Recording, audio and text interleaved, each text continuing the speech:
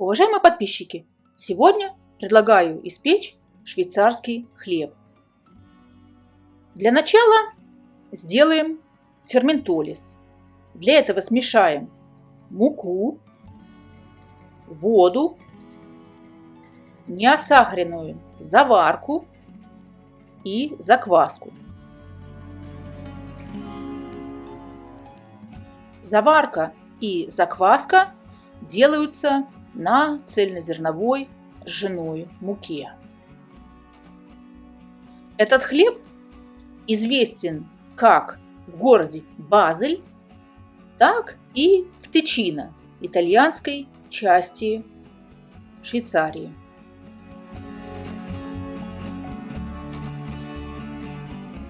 Закваску и заварку необходимо сделать предварительно, заранее.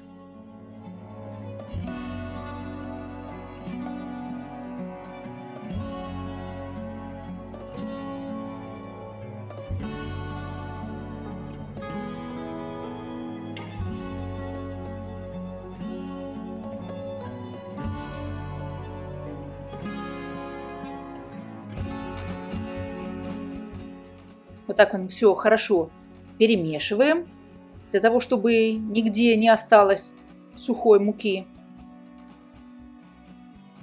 Как мы видим, масса у нас достаточно густая. Вносим ржаную зрелую закваску.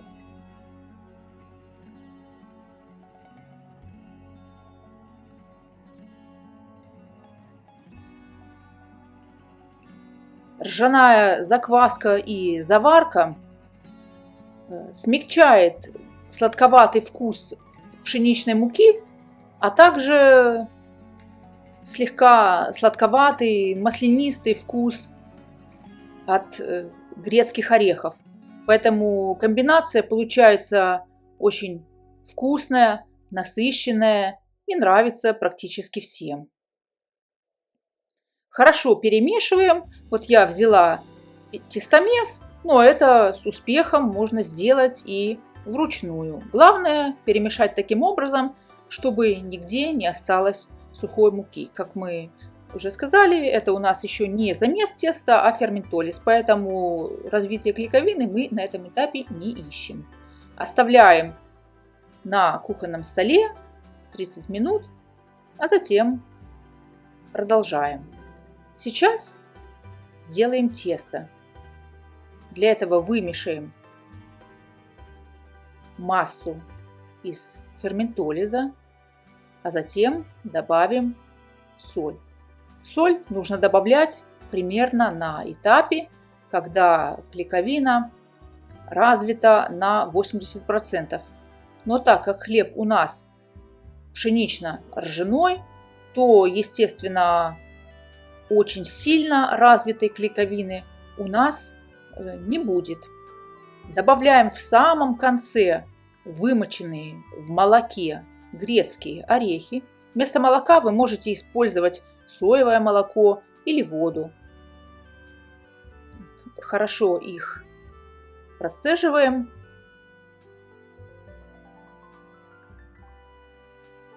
И осторожно замешиваем.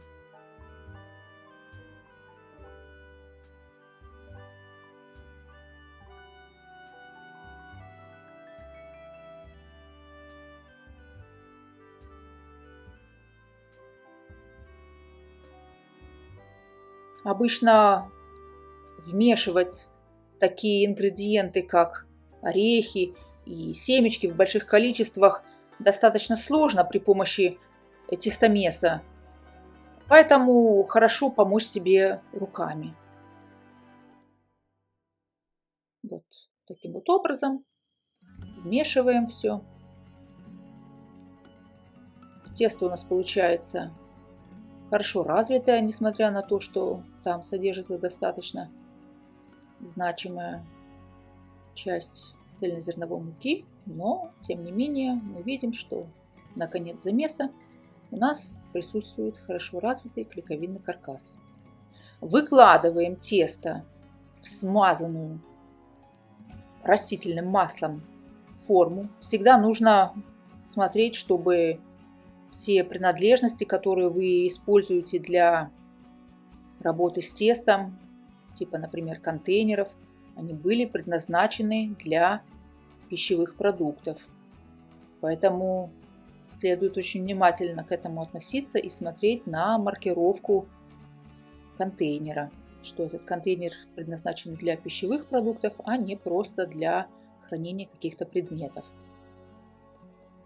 Организовываем кусок теста и накрываем. Оставляем на 2-3 часа при 26-28 градусов. За это время можно сделать 2-3 складывания. Смачиваем руки водой, смачиваем рабочую поверхность водой и вываливаем тесто на стол. Вы можете, конечно, на этом этапе убрать тесто в холодильник и не выпекать в тот же день, а выпечь на следующий день.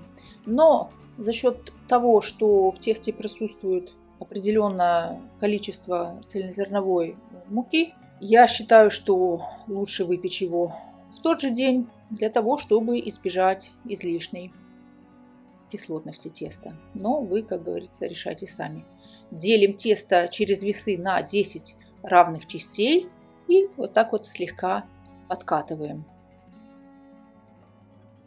Хорошо работать на поверхности, которая смочена водой, а не мукой, для того, чтобы избежать непромесов.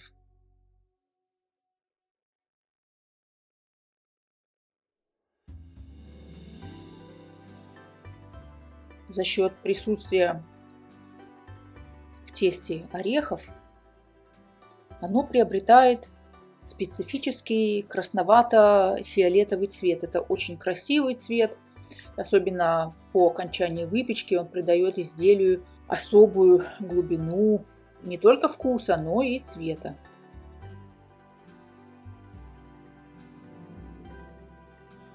Присыпаем поверхность рабочую пшеничной мукой или ржаной или смесью и делаем вот такие вот колбаски шириной в ладонь.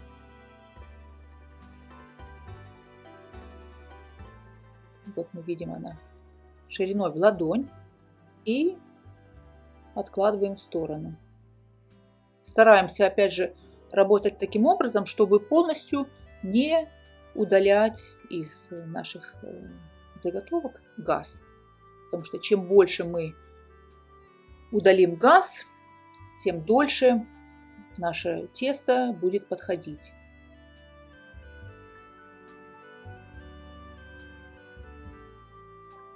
Так вот, делаем в общей сложности 10 заготовок.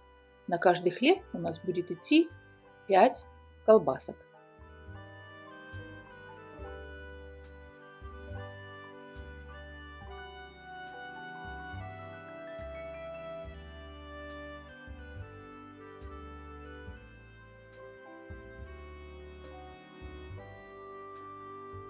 Берем пергамент для выпечки и осторожно выкладываем, формируя буханку. Выкладываем таким образом, что бока этих колбасок мы смачиваем водой для лучшего соединения, для того, чтобы они при выпечке хорошо соединились, склеились и не распадались. Но, тем не менее, у нас останется вот такая вот маркировка, которая придаст хлебу его специфическую форму. Так вот просто складываем, выравниваем, слегка, может быть, утрамбовываем и производим то же самое со второй заготовкой. После того, как мы сделали заготовки, мы отправляем их на расстойку на 1,5-2 часа при температуре 26-28 градусов. непосредственно перед посадкой в печь еще раз через сито присыпаем. Осторожно, не нужно излишне присыпать. Осторожно присыпаем и ножом, желательно брать большой нож, для того, чтобы у нас разрез получился красивый. И делаем небольшой косой надрез глубиной примерно 1–1,5 сантиметра. Выпекаем с паром первые 15 минут при температуре 240 градусов, а затем без пара еще минут 10 до достижения хлеба, необходимой и желаемой корочки и колорита. Как я уже сказала, это порционный хлеб. Он очень удобен в походах, просто как перекус, как булочка. Он отличается очень мягкой такой сладостью за счет присутствия в тесте вымоченных в молоке грецких орехов. Мякиш очень нежный, мягкий, несмотря на то, что в тесте присутствует значительное количество цельнозерновой ржаной муки. Тем не менее, мякиш достаточно воздушный, вкусный и ароматный. Я благодарю вас за то, что вы являетесь спонсором моего канала, и очень надеюсь, что этот хлеб придется вам по вкусу. Пеките на здоровье!